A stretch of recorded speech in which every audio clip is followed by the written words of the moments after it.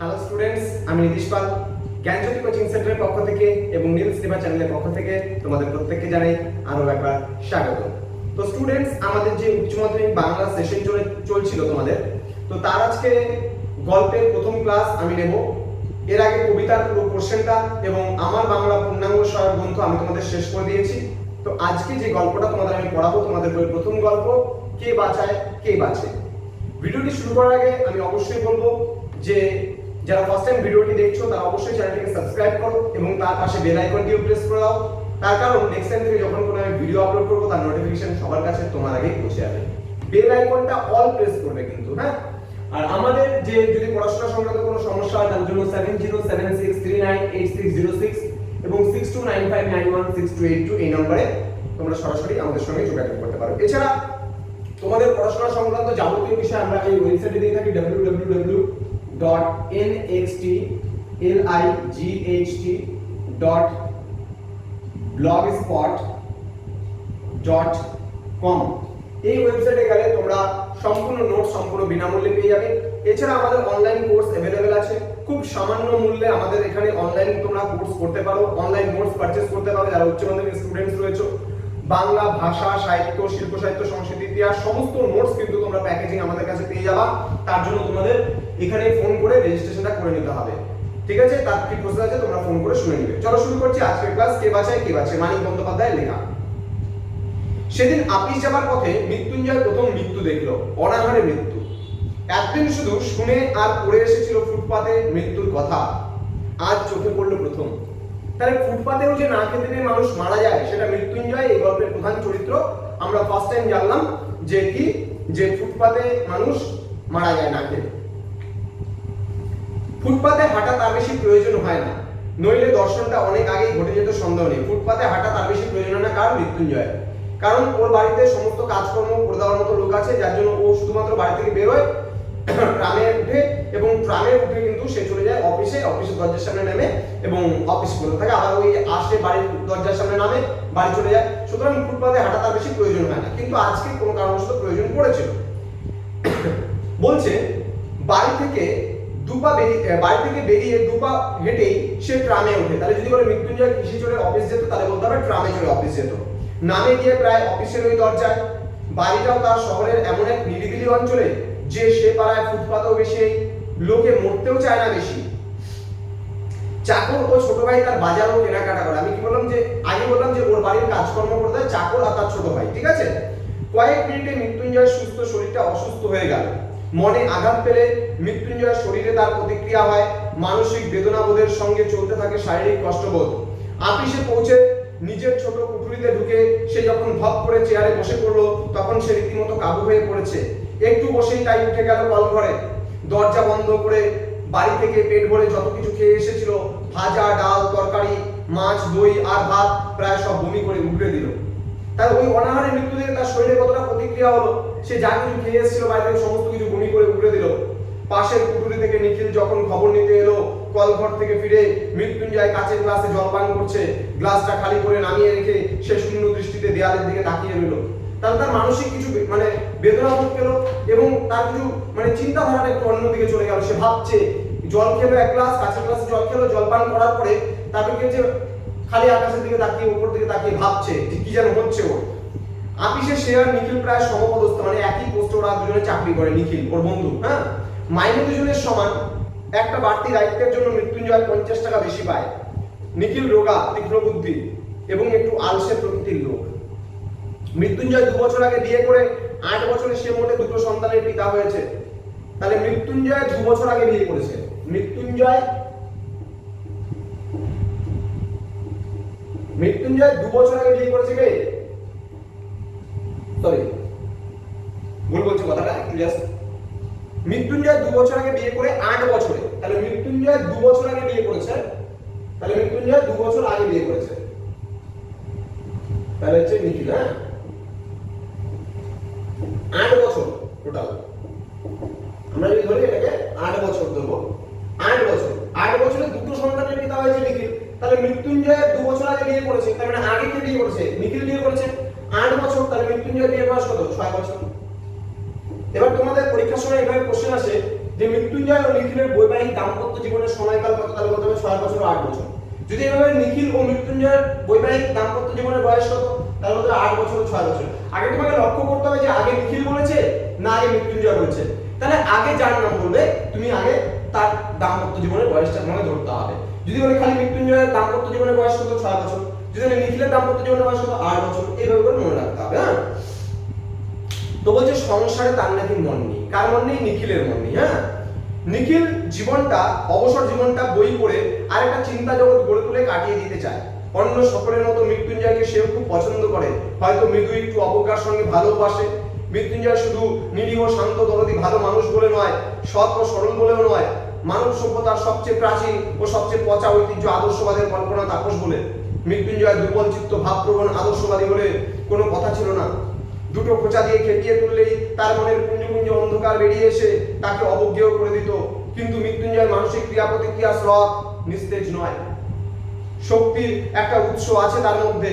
অব্যয়কে শব্দরূপ দেবার চেষ্টায় যে শক্তি বহু ক্ষয় হয়ে গেছে মানুষের জগতে, তারই একটা অংশ। নিখিল পর্যন্ত তাই মাঝে মাঝে কাবু হয়ে যায় মৃত্যুঞ্জয়ের কাছে। মৃদু ঈর্ষার সঙ্গেই সে তখন ভাবে যে নিখিল না হয়ে মৃত্যুঞ্জয় বলে মন্দ ছিল না। মৃত্যুঞ্জয়ের রকম দেখেই নিখিল অনুমান করতে পারলো বড় একটা সমস্যার সঙ্গে তার সংঘর্ষ হয়েছে এবং শাসিতে আটকানো মৌমাছির মতো সে মাথা ঘুরছে সেই স্বচ্ছ সমস্যার অকারণ অর্থহীন অনুচিত কাঠিন্য। অর্থাৎ সে একটা বিপদে পড়েছে, সে তার মনের মধ্যে কোনো একটা কিছু চলছে, এটা নিখিল স্পষ্টভাবে বুঝতে পারছে যে মানে মৃত্যুঞ্জয়ের কিছু একটা কিছু হয়েছে। কি হলো তোমার? নিখিল সন্তর্পণে প্রশ্ন করলো। বলছে কি হয়েছে তোমার? মরে গেল, না খেয়ে মরে গেল। আনমনে অর্ধবাসনে যেন আত্মনাদ করে উঠলো মৃত্যুঞ্জয়। আরো কয়েকটা প্রশ্ন করে নিখিলের মনে হলো মৃত্যুঞ্জয়ের ভেতরটা সে পরিষ্কার দেখতে পাচ্ছে।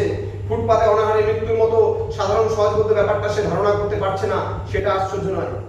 সে একসঙ্গে পাহাড় প্রমাণ মান মশলা ঢোকাবার চেষ্টা করছে তার ক্ষুদ্র ধারণা শক্তির থলিটিতে। ফুটপাতের ওই বিভৎসতা, ক্ষুধা অথবা মৃত্যুরূপ না খেয়ে মরা কি ও কেমন? কত কষ্ট হয় না খেয়ে মরতে? কি রকম কষ্ট?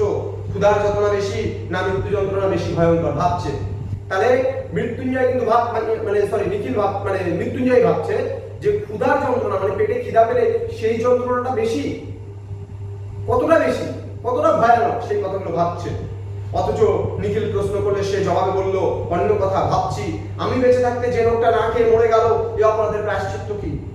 জেনে শুনে এতকাল চার বেলা করে পেট ভরে খেয়েছি, যথেষ্ট রিলিফ ওয়ার্ক হচ্ছে না। লোকের অভাবে আরো এদিকে ভেবে পাই না কি করে সময় কাটবে। ধিক শত ধিক আমাকে। মৃত্যুঞ্জয়ের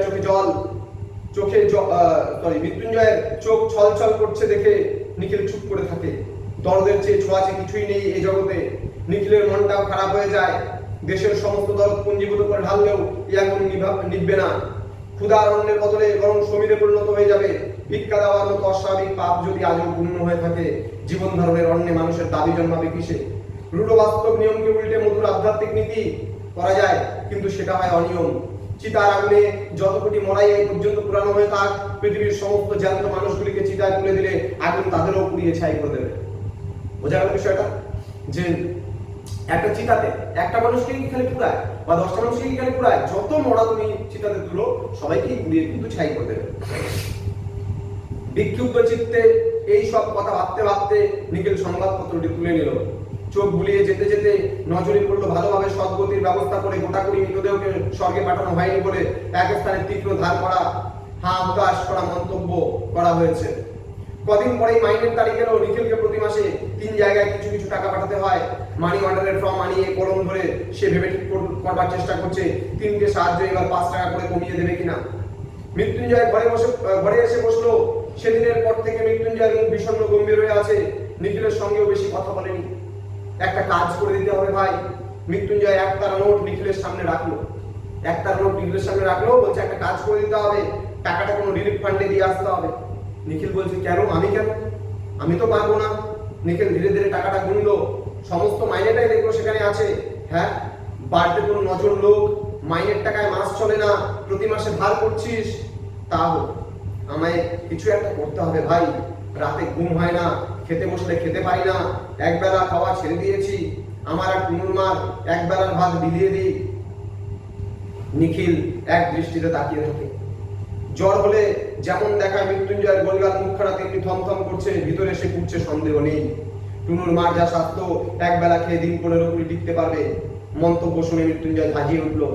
আমি কি করব? কত বলেছি, কত বুঝিয়েছি, মানে কথা শুনবে না।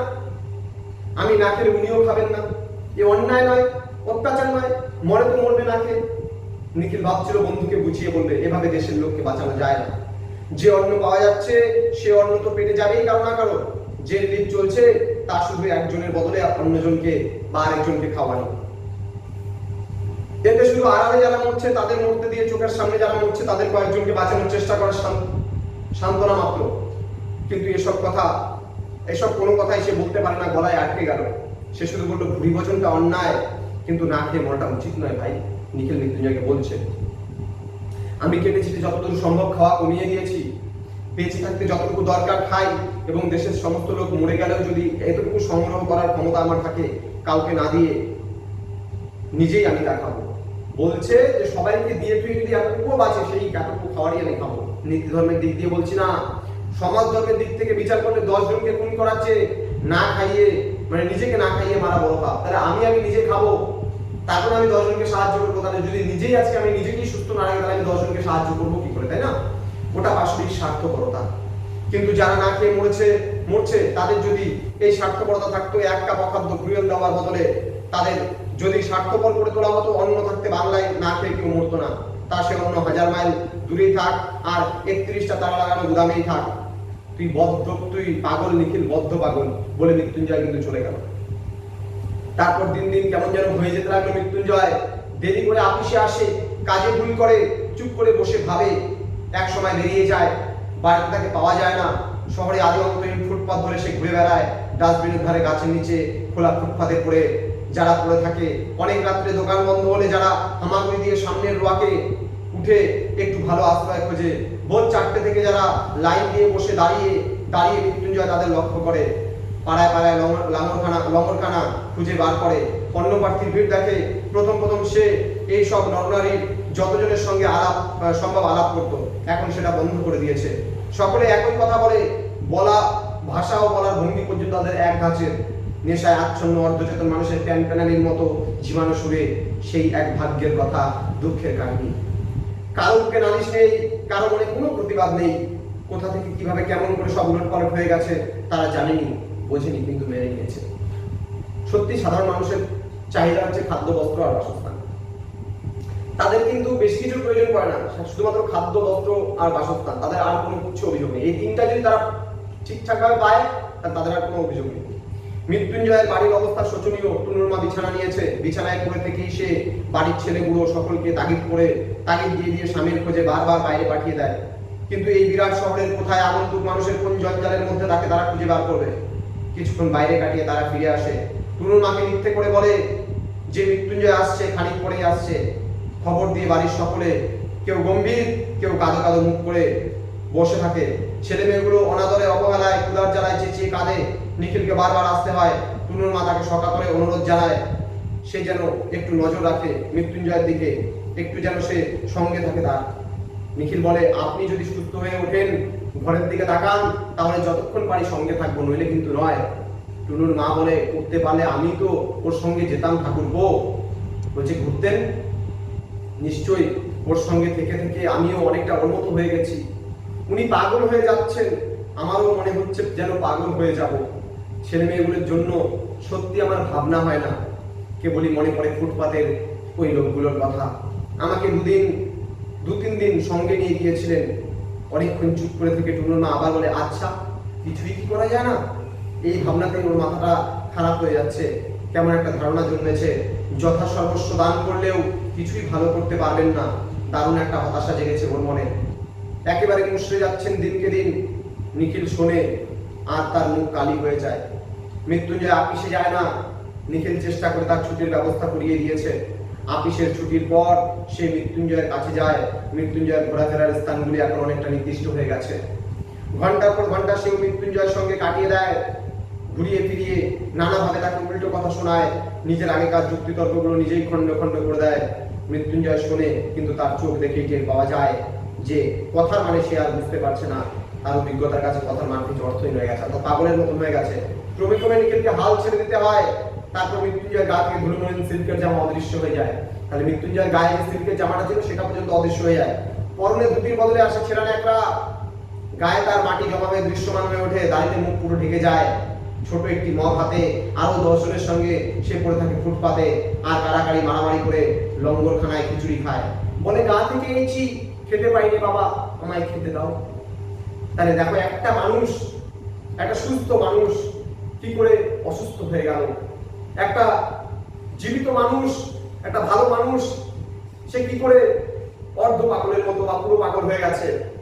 তাহলে সেই দৃশ্যটাই মানিক বন্দ্যোপাধ্যায় গল্পের মধ্যে তুলে ধরেছে যে তোমার আগে নিজেকে ঠিক করতে হবে, তারপর তুমি মানুষকে ঠিক করতে পারবে। আজকে যদি মৃত্যুঞ্জয় সুস্থভাবে থাকতো তাহলে হয়তো তার মাইনের কিছুটা টাকা আরো 10 জনকে সাহায্য করতে পারতো। কিন্তু আজকে মৃত্যুঞ্জয়ের যে সিচুয়েশন, যেই পরিস্থিতি হয়েছে, সেই পরিস্থিতির জন্য মৃত্যুঞ্জয় কিন্তু নিজেই দায়ী। ঠিক একইভাবে তোমার পরিস্থিতির জন্য কিন্তু আজকে তুমিই দায়ী। তুমি যদি আজকে ঠিকঠাক পড়াশোনা না করো তাহলে তোমার এই পরিস্থিতির জন্য তোমার কিন্তু রেজাল্ট খারাপ হবে, তার জন্য তুমি দায়ী। তোমার বাবা মা, টিউশন টিচার, স্কুল টিচার কেউ না। তোমার পড়াশোনা খারাপ হলে তুমি একমাত্র দায়ী। কিন্তু তোমার টিউশন টিচার যথাসাধ্য চেষ্টা করবে। আমি একটা ব্যাচের মধ্যে একটা স্টুডেন্টকে যা পড়াই 10টা স্টুডেন্টকে একসঙ্গে তাই পড়াই, কিন্তু সেই ব্যাচের মধ্যে কেউ ফার্স্ট হয়, কেউ সেকেন্ড হয়, কেউ আবার ফেলও করে যায়। তাহলে তোমার পরিস্থিতির জন্য তুমি দায়ী। আজকে থেকে তুমি যদি পড়াশোনা ঠিকঠাক ভাবে না করো তাহলে পরীক্ষার সময় হয়তো প্রশ্ন উত্তর তুমিই লিখতে পারবে না। তাহলে তোমার পরিস্থিতি আগে তোমাকে ঠিক করতে হবে। যেমন আমি মনে করো পড়াশোনা করেছি, পড়াশোনা করার পরে তারপরে একটা ভালো জায়গায় এসেছি। যেমন আমার নিজস্ব লেখা একটা বইও আছে, কলেজে যখন তোমরা উঠবা, যারা উচ্চ মাধ্যমিক স্টুডেন্টরা রয়েছে, এটা আমার নিজের লেখা বই, স্নাতক ইতিহাস স্ক্যানার, এটা আইএনই পাবলিকেশনের লেখা। তোমরা যখন কলেজের ফার্স্ট সেমিস্টারে উঠবা, ইতিহাস যারা নিয়ে পড়াশোনা করবা তাদের এই বইটা প্রয়োজন পড়বে। এই বইটা তখন তোমরা কিনবা। যেমন আমার নাম নিতেশ পাল, আমার নিজস্ব লেখা এটা বই। তো বইটা অবশ্যই তোমরা পড়বে আগামীতে আশা করছি, এবং তোমাদের সিনিয়র দাদাদিরা পড়ে। তো যাই হোক, আজকে আমি পড়াশোনা করেছি বলে আমি এই অপরচুনিটিটা পেয়েছি বই লেখার। অ্যাজ এ রাইটার আমি কলেজের স্টুডেন্টদের জন্য বই লিখছি। আমি নকশালবাড়ি কলেজের প্রফেসর ছিলাম, গেস্ট লেকচারার ছিলাম একটা সময়, কিন্তু এখন সেই কলেজে আমি নেই কোনো পার্সোনাল ইস্যুর কারণে, সেখানে হয়তো আমার থাকা হয়নি। তো আজকে তোমাদের এই যে পেপার ক্লাস নিচ্ছি, ক্লাসগুলো পড়াচ্ছি, তোমাদের কেমন লাগছে না লাগছে স্টুডেন্টস, সেগুলো আমাকে অবশ্যই কমেন্ট করে জানাবা। আরো আমি অনুপ্রাণিত হব তোমাদের ভালোভাবে ক্লাসগুলো দিতে পারবো। আর হ্যাঁ, আমার কাছে এই জ্ঞানজ্যোতি কোচিং সেন্টারে যারা অনলাইনে রেজিস্ট্রেশন করে অনলাইন ক্লাস করতে চাও, নোটস পেতে চাও, স্পেশাল নোটস, স্ট্যান্ডার্ড নোটস, পড়াশোনা করে যারা ভালো জীবনে মানুষের মতো মানুষ হতে চাও, তারা অবশ্যই বলবো আমি আমাদের জ্ঞানজ্যোতি কোচিং সেন্টারের যে দুটো নাম্বার আছে, এই দুটো নাম্বারে ফোন করে রেজিস্ট্রেশনটা করে নাও। তোমাদের সমস্ত রকম গাইডেন্স আমরা তোমাদেরকে করবো। চলো স্টুডেন্টস, দেখা হচ্ছে পরের ভিডিওতে। ততক্ষণ ভালো থেকো, সুস্থ থেকো।